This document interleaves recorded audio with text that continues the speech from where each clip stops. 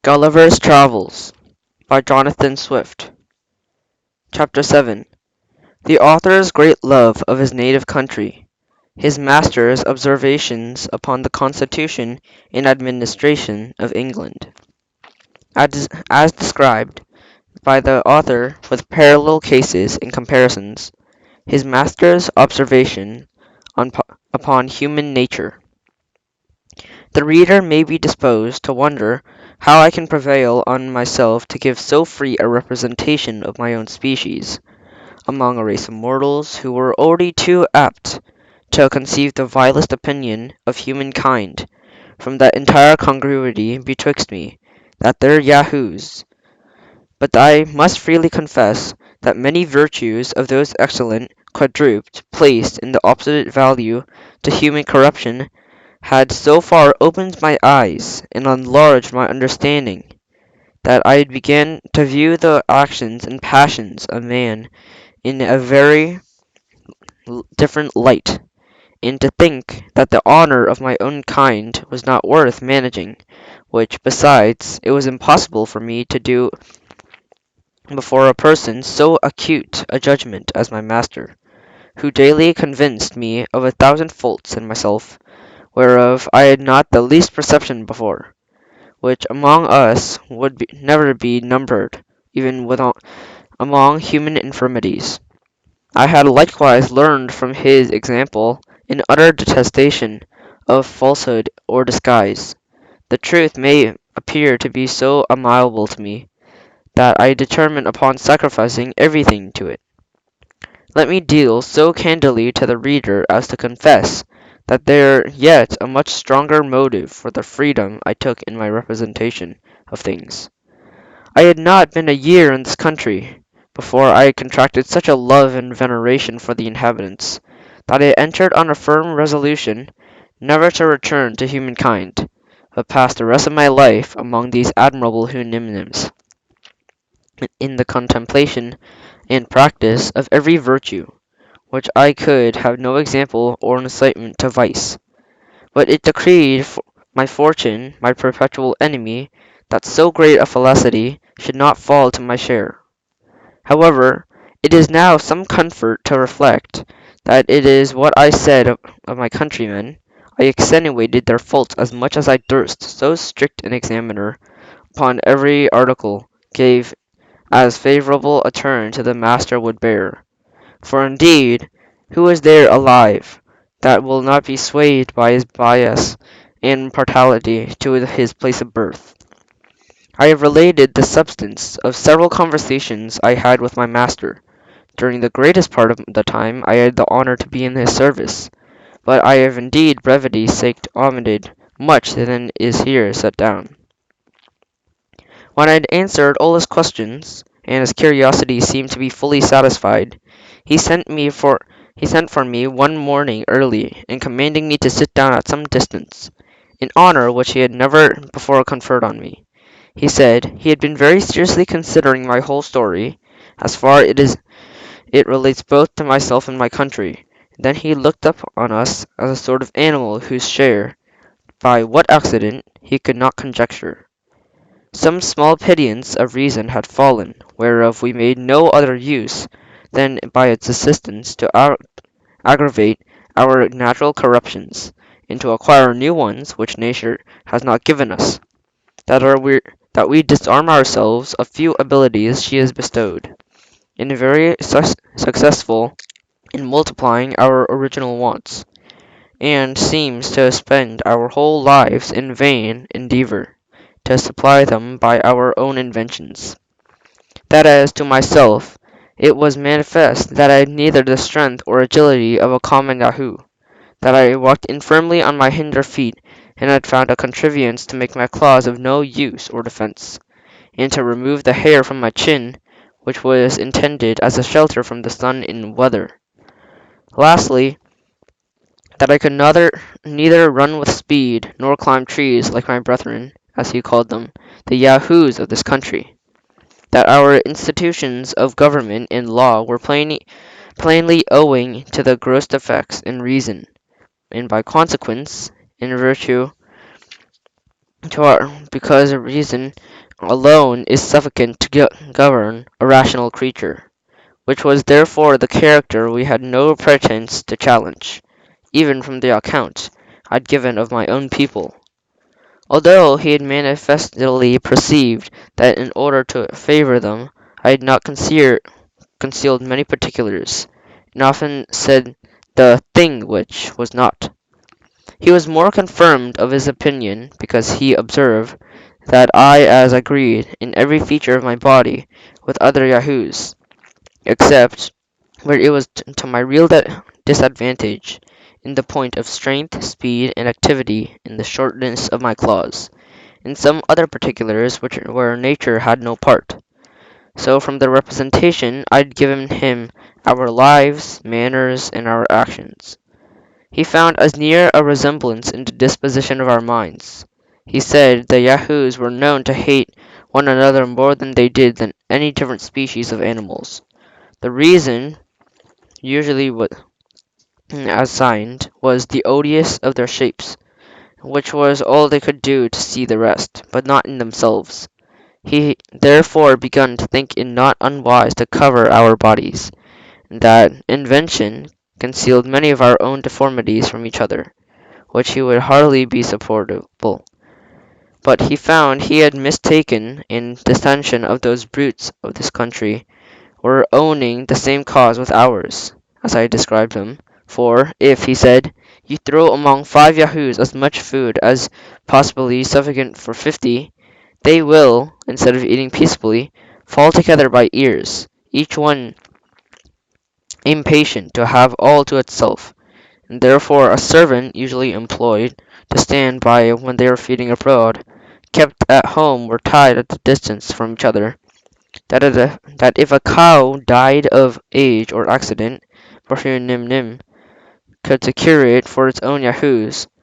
those in the neighbourhood would come in herds and seize it, and then would endue such a battle as I described, with terrible wounds that made their claws on both sides, that they seldom were able to kill one another, for the want of such convenient instruments of death as we had invented. And other times the things like battles have been fought between Yahoos of several neighbourhoods, without visible cause. One of those districts watching all opportunities to surprise the next before they are prepared. But if they find their project hath miscarried, they return home, for the want of enemies engaged in what I call a civil war among themselves. That in some field of this country there are certain shining stones of several colours, whereof Yahoos are violently fond, where parts of these stones are fixed in the earth, and as sometimes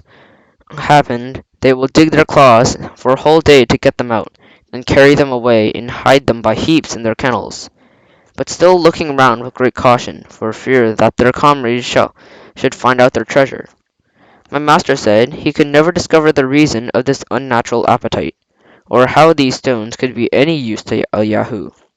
But now he believed it might proceed from the same principle of avarice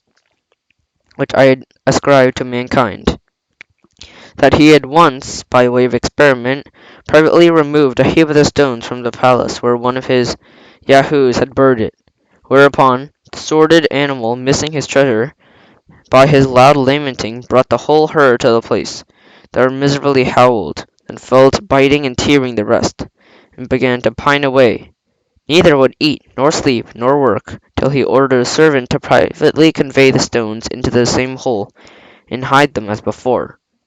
Which when his Yahoo had found, he presently recovered his spirits and good humour, but took care to remove them to a better hiding place, and that hath ever since been a very serviceable brute. My master farther assured me, which I had observed myself, that in the fields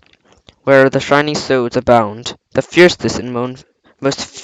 frequent battles are fought, occasioned by perpetual inroads of the neighbouring Yahoos. He said it was a common but when 2 Yahoos discovered such a stone in a field, and were contending which of them should be the proprietor, the third would take advantage and carry it away from them both, which my master would need to contend to have some kind of resemblance to our suits and laws, wherein I thought it our own credit not to undeceive him, since the decision he mentioned was much more equitable than many decrees among us, because the plaintiff and defendant there lost nothing besides the stone they contended for, where our courts of equity would have dismissed the cause, while either of them had anything left. My master, continuing his discourse, said that there was nothing that rendered the Yahoos more odious than their undistinguishing appetite to devour everything that came in their way, whether herbs, roots, berries, the corrupted flesh of animals, or all mingled together. And it was a peculiar in their temper that they were fonder of what they could get by rapine or stealth at a greater distance than much better food provided for them at home. If their prey held out, they would eat it till they were ready to burst. After which nature pointed out to them a certain root that gave them a general evacuation. There is also a kind of root very juicy, but somewhat rare and difficult to be found, which the Yahoos sought for it with much eagerness, would suck it with great delight, and produce in them the same effects that wine hath upon us. It would make them sometimes hug, sometimes tear one another, they would howl and grin, chatter, and rail and tumble. Then they would fall asleep in the dirt. I did indeed observe that the Yahoos were the only animals in the country subject to any disease, which, however, were much fewer than horses that have among us, and that contracted not by an ill treatment than when they meet, but by the nastiness and greediness of that sordid brute. Neither has their language any more have a general appellation of those maladies, which is borrowed from the name of the beast, which is called Yahoo, or the Yahoo's evil,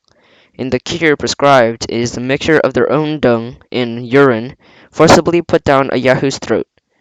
This I had since often known to taken with success, and do freely recommend it to my countrymen, for the public good, as admiral specific against all diseases reproduced by repression. As to learning, government, arts, manufactures, and the like, my master confessed that he would find little or no resemblance between the Yahoos of that country and those in ours, for he only meant to observe what parity there was in our natures. He had heard indeed some curious unanimous observe that in the herds there was some sort of ruling Yahoo,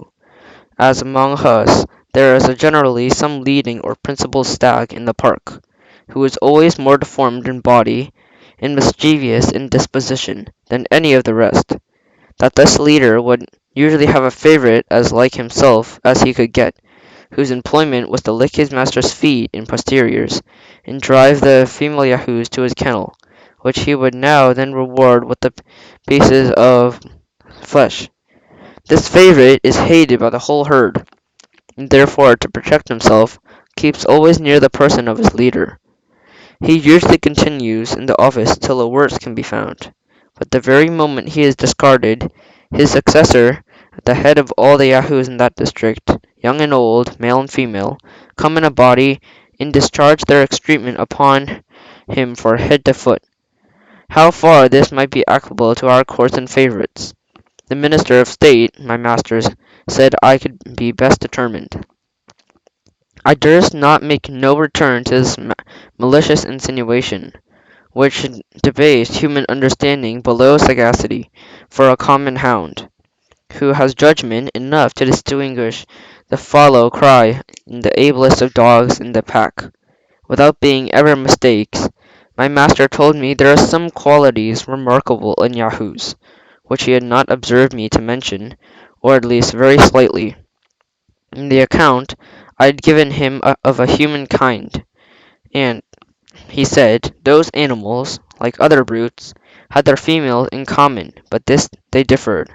that the she-Yahoo would admit the male, but while she was pregnant, the he's would quarrel and fight with the females as fiercely as with each other. Both with practice were degrees of brutality that no other sensitive creature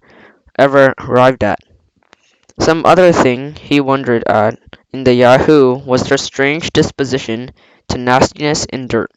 whereas there appeared to be the natural love of cleanliness in all other animals. And to the former accusation, I was glad to let them pass without any reply, because I had not a word to offer them in my defense of my species.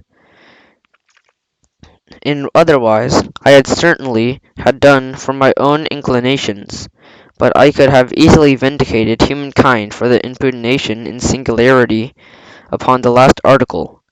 if there had been any swine in that country, for as unluckily for me there was not, although it might be a sweeter quadruped than Yahoo, cannot, I can humbly conceive, in justice pretend to be more cleanliness, and so his honour himself must have owned. If he had seen their filthy way of feeding, and their custom of swallowing and sleeping in the mud. My master likewise mentioned another quality which his servants had discovered in several Yahoos, and to him was wholly unaccountable. He said, a fancy would sometimes take a Yahoo to retire in a corner, and lie down, howl, groan, and spurn away all that came near him. Although he were young and fat, he wanted neither food nor water, nor did the servant imagine what could possibly ail him, and the only remedy they found was to set him to hard work, which he would infallibly come to himself. This I was silent of partiality in my own kind, yet here I could plainly discover the true seeds of spleen, which seethe only on the lazy, the luxurious, and the rich, who, if they were forced to undergo the same regiment, I would undertake for cure. His honour had further observed that a female Yahoo would often stand by a bank or a bush to gaze on the young male passing by, then appear and hide, using many antic gestures and grimaces, at which time it was observed she had the most offensive smell, and when any of the males advanced, would slowly retire, and often looking back, with a counterfeit shew of fear, run off to some convenient place, where she knew the male would follow her. At some times, if a female stranger came among them, 3 or 4 of their own sex would come about her, and stare and chatter, grin, and smell her all over, then turn off with gestures that expressed complaint and disdain. Perhaps my master might refine a little in these speculations, which he had drawn from what he observed, or what had been told to him by others. However, I could not reflect without some amazement and much sorrow, that the rudiments of lewdness, coquetry,